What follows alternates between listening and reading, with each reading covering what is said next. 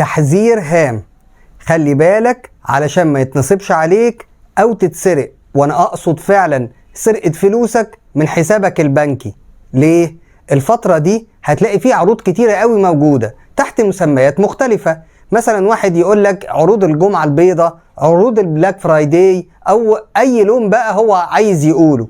وزي ما بتكتر عروض البيع والشراء بيكتر معاها النصب، زي مثلا اللي انا هقوله لك ده. حضرتك وانت قاعد بتبص على الفيسبوك او اي وسيلة تواصل اجتماعي هتلاقي اعلانات كتيرة جدا بتعرض عليك بضاعة باقل من ثمنها. مثلا هتلاقي بضاعة مفروض بتتباع بسعر عالي مثلا 5000 جنيه، هتلاقي عليها عرض انها بتتباع ب1000 جنيه. حضرتك هتدوس على الموقع وتخش، هتلاقي الموقع ظريف ولطيف وشغال معاك زي الفل، وفعلا هتلاقي الحاجة اللي هي تمنها 5000 ب1000 جنيه. ده مش بس كده، ده كمان حضرتك هتلاقي يقولك علشان تشتري بسرعة الحق قبل نفاذ الكمية، او مثلا العرض ده ساري لمدة 3 ساعات بس مثلا. مش بس كده، ده كمان هيقولك ان انت بدل ما انت تشتري قطعة واحدة بس والشحن يبقى بفلوس، لا، لو اشتريت قطعة تاني عليها الشحن هيبقى مجانا. فمثلا حضرتك تروح متصل باخوك وتقول له الحق ده في عرض حلو جدا، فتحجز له هو كمان وتشتري بدل قطعة واحدة تشتري 2. هنا بقى هيدخلك على بيانات الدفع. حضرتك هتخش يطلب منك رقم الكارت بتاعك، الرقم السري بتاع الكارت، الرقم اللي موجود في ظهر الكارت، الايميل، الباسورد بتاعت الايميل، رقم تليفونك، اي حاجة هيعرف ياخدها منك. بعد ما هتخلص اعرف ان دي صفحة نصب. ده مش معناه ان كل الصفحات بتبقى نصب، ولكن زي ما قلت لك في صفحات كتيرة جدا بتتعمل بيبقى غرضها النصب. مثلا يقولك ان ده عرض تبع شركة امازون او اي شركة تانية مشهورة، هو هياخد نفس الشكل بتاع الموقع بتاع امازون او اي شركة مشهورة ويعملوا زيها بالظبط.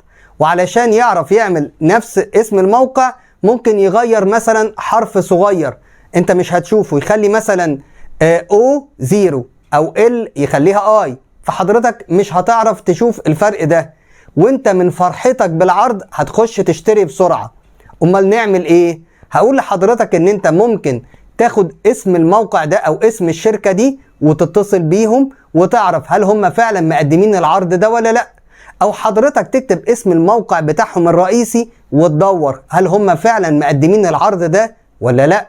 ده مش بس كده، ده كمان لو انت موقع حقيقي او عرض فعلا بجد انت لازم تعرف على الحاجات اللي انا هقولها لك دي علشان ما يضحكش عليك. زي مثلا ان انت لو هتشتري حاجة اسأل عن سياسة الاستبدال والاسترجاع بتاعة المنتج ده، هل هي مسموح بيها ولا لا.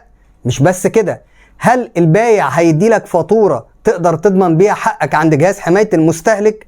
مثلا لو السلعة اللي انت هتشتريها دي ليها اكسبايري ديت او تاريخ صلاحية هينتهي قريب، اسأل، اعرف على قد ما تقدر كل مواصفات المنتج اللي انت هتشتريه، واوعى تتسرع. ولو حصل معاك اي مشكلة او اي حاجة مضايقاك تقدر تتصل بجهاز حماية المستهلك او تبعت لهم ايميل، هم هيجيبوا لك حقك. وعايز اقولك ان ده بيبقى بيخوف كتير جدا من الشركات.